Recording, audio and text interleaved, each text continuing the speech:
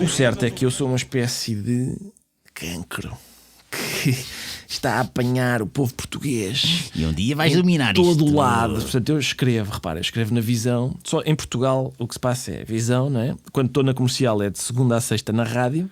De manhã. Visão à quinta no jornal.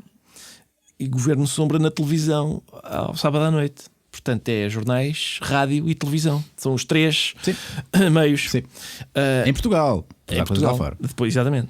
E, portanto, isso faz com que eu escreva para três meios. E cada um dos meios me põe dificuldades diferentes, porque nos jornais eu só tenho tinta e papel para cumprir o meu objetivo. Na rádio tens que lá estar fisicamente. A rádio tem a voz, tenho mais qualquer coisa, assim, mas para cumprir o meu objetivo, a maneira como eu entendo a minha profissão é que ela tem um objetivo. Há uma componente de eficácia na minha profissão que, por exemplo, sei lá, talvez um romancista não tenha, no sentido em que eu tenho de ouvir uma gargalhada. Sim, tu queres fazer rir as pessoas. Exato. Esse é o objetivo. Se uma pessoa sai de uma tragédia e não está a chorar, ninguém chora. Isso não diz nada sobre a qualidade daquela tragédia. Que choram muito por dentro. Mas se tu sais de uma comédia e não ouviste uma gargalhada, alguma coisa está mal com aquela comédia. Sim. Embora não seja necessário que o humor faça rir à gargalhada. Há textos humorísticos que não são exatamente de rir à gargalhada. Mas, de facto, se tu sais de uma comédia em que ninguém se riu, alguma coisa está mal. E, portanto, eu levo a sério esse objetivo. Essa ideia de que aquilo é para fazer rir. É porque eu tenho pelo riso um apreço que constato que a maior parte das pessoas não tem. A maior parte das pessoas... Eu acho que o riso em geral tem má reputação. Então, acho que tem mais má reputação. Já foi mais. Isso não há dúvida nenhuma. Já foi mais. Mas eu acho que continua a ser quando tu dizes. Eu acho que está sobrevalorizado. Acho que até é o contrário. Eu acho que o riso agora está sobrevalorizado. Eu percebo o que tu queres dizer. Até porque tudo tem que ter graça. Sim, sobre isto do riso a gente pode basicamente dizer tudo e o seu contrário e toda a gente tem razão. Pois. Eu percebo o que tu queres dizer no sentido em que a gente hoje vê o riso em todo lado. Na publicidade, um anúncio. Qual é o melhor anúncio? É o que tem graça. Qual é as senhoras, o que é que elas dizem nas revistas femininas que querem que um homem tenha graça. Quais são os artistas procurados? Os humoristas têm e é óbvio que o riso é valorizado a ponto de pessoas conseguirem fazer a vida disso e alimentar as suas filhas. E portanto é óbvio que há uma valorização do riso. Mas é uma valorização, apesar de tudo, dentro de certos parâmetros, porque tu sabes que vamos lá falar a sério. Olha o Pateta Alegre. É muito riso, pouco siso. Tu vês marcas da linguagem que indicam claramente que o riso é uma coisa que não é para... Quando nas coisas verdadeiramente importantes, o riso não é chamado. Não. O John Cleese diz uma coisa interessante numa biografia dele, nesta que foi publicada cá. Ele diz assim, diz que tinha uma desavença grande com o reitor de uma escola onde ele andava, para o qual era impossível. O que o John Cleese diz é, para mim, e eu concordo com ele, para mim é possível ter uma conversa perfeitamente séria, expondo os argumentos de uma forma humorística. Não tenho nada contra isso. Acho que isso é perfeitamente possível. Eu acho que a generalidade das pessoas não considera que isso seja assim. Que das duas uma, ou estamos a falar a sério, ou se aquilo que tu dizes dá vontade de rir, é porque já não é... É uma grande prejuízo. Exatamente, sim. É porque já não... Mas isto é uma coisa muito nossa, cultural. Não sei portuguesa. Se é portuguesa. Eu acho que por exemplo, se existe coisa mais séria e quase sagrada, não é?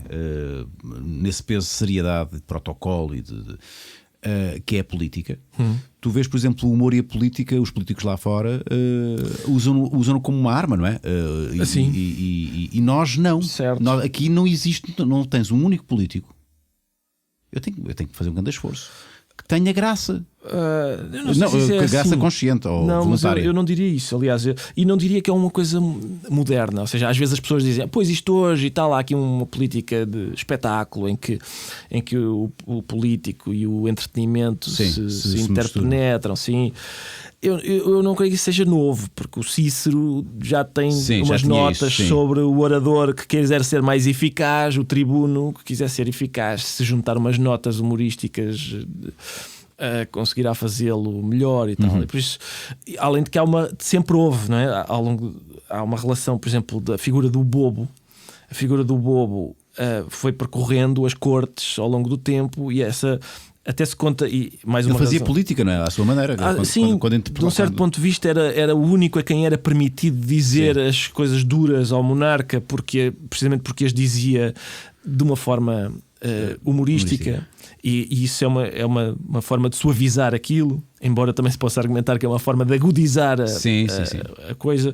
Mas mais uma vez, essa relação entre, por exemplo, os reis e os bobos era paradoxal, no sentido em que há relatos de reis que mandaram decapitar o bobo por uma piada que correu mal, mas também se diz que a rainha Vitória censurava o seu bobo por ele não ser suficientemente azedo com ela.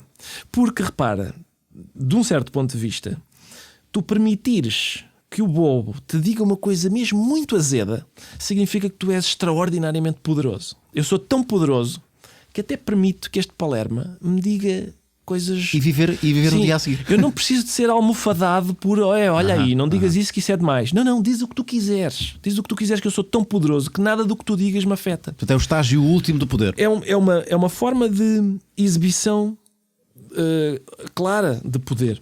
É claro que, por exemplo, os ditadores têm outra opinião. É sério, os ditadores normalmente a regra é não quererem rechaçarem o humor. Até porque é um poder assente em pilares muito frágeis, não é? Pois, esse é capaz de ser o problema. Pois. Há um americano, um advogado americano, escreveu uma vez um opúsculozinho, eu tenho lá, comprei isso num alfarrabista qualquer, que se chama The Nazi Joke Court. É um textinho em que ele diz que na Alemanha nazi havia uns tribunais especiais para julgar pessoas que contassem piadas. Havia inúmeras naquela altura. E até para julgar, até para julgar pessoas que tivessem a ousadia de, por exemplo, chamar Adolfo ao seu cavalo. Há um cartoon daquela época muito engraçado, que é um soldado que tem um cavalo. Pá, e o cavalo tem uma espécie de bigodinho e tem uma melena assim que é inconfundível. Sim. E o soldado está desesperado a dizer ao oficial: eu juro que ele se chama Winnie. Ele já nasceu assim. Exato. Precisamente porque essa questão era. Aliás, o início. Há um livro que se chama O Soldado Zweig. É um livro de um autor checo. É um livro muito engraçado. Está editado, aliás, nessa mesma editora, numa prestigiada coleção que eu dirijo. Como é que chama a coleção? Chama-se Coleção Humorística, dirigida por Ricardo. Não tem nome. Podia ter um nome. E logo a abrir, aquilo é sobre a Primeira Guerra Mundial. Ele é soldado na Primeira Guerra Mundial. E logo a abrir há o homicídio do arquiduque Francisco Fernando. E há pessoas que estão juntas num café a dizer umas coisas javardas e vão presas por dizerem piadas, porque estão a dizer que as moscas estão a cagar no retrato do príncipe. E vão presas por causa disso. E esse delito de ter dito uma piada é entendido de uma forma tão grave que a certa altura o carcereiro vai à cela e diz: ora bem, quem é que aqui está preso e por que razão? E as pessoas que estão presas por terem feito piadas sobre aquele momento difícil estão atemorizadas, e há um tipo que diz: atenção, eu só matei uma pessoa. Portanto, ele tem estou na boa. Exatamente, eu não cometi esses delitos gravíssimos de andar para aí com bocas. Mas as bocas, isto é um assunto recorrente quando se fala contigo, né? Que é o poder do humor. Há perguntas que eu vou tentar não fazer esta pergunta, nem sequer, que é os limites do humor. Já respondeste essa pergunta quantas vezes, Ricardo? Deixa ver. Tens aí apontado, tenho não é? Isso aqui apontado. Não. Mas é questão da política, não é? E tu és um gajo assumidamente. Tens uma posição política, não sei se foi de ânimo leve que a assumiste, o teu esquerdismo, se foi uma coisa pensada. Mas eu sinceramente acho, já devem ter dito isto: se tu quisesses, tinhas assento parlamentar e se tu quisesses, eras presidente disto.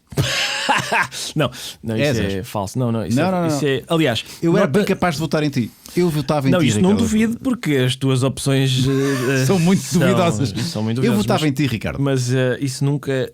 Repara, a propósito ainda da má reputação do riso, tu reparas, por exemplo, que quando o palhaço Tiririca se candidata no Brasil, o palhaço Tiririca obtém votos.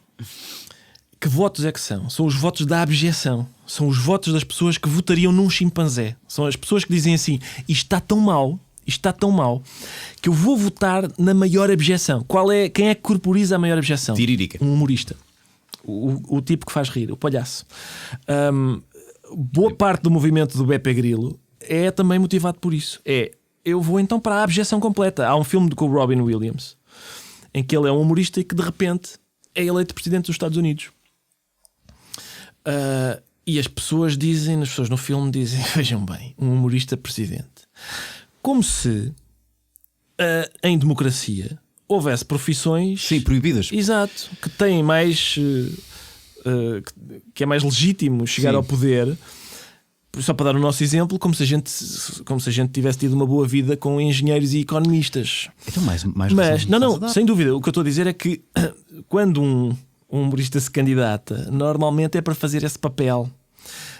É o candidato que canaliza os votos da abjeção. Ou seja, se fosse ele um chimpanzé, teriam os votos das pessoas que dizem isto para mim. Eu estou de tal forma descontente com este sistema que eu vou pôr a cruz no candidato mais abjeto. E normalmente quem corporiza isso é um tipo que está ligado de alguma maneira ao riso. Bom, temos o candidato Vieira a fazer coisas Sim. com esse mesmo propósito, não é? Sim, quase a dar voz, não é? E dar corpo Sim. a uma candidatura que cumprisse esses objetivos. Eu acho que, desculpa lá que te diga, Ricardo. Epá, ok, eu se calhar um chimpanzé não votava. Provavelmente não votaria. Mas em ti votava. Porque eu vejo-te muito. Tu és muito mais que um humorista. Tu és um tipo com. Pá, e é impecável. És, Ricardo, és. Olha que não. Olha que sim, olha que sim, olha que sim, olha que sim. Porque tu fazes política nos teus textos. Não, Na visão, tu fazes política. Não. Fazes. Não faço. Eu vou-te dizer exatamente a questão. No outro dia, o Expresso falou que queria entrevistar comentadores políticos e falaram comigo também. E eu disse: olha, eu tenho todo o gosto em responder a este questionário, mas eu não sou comentador político, eu sou comentador humorístico.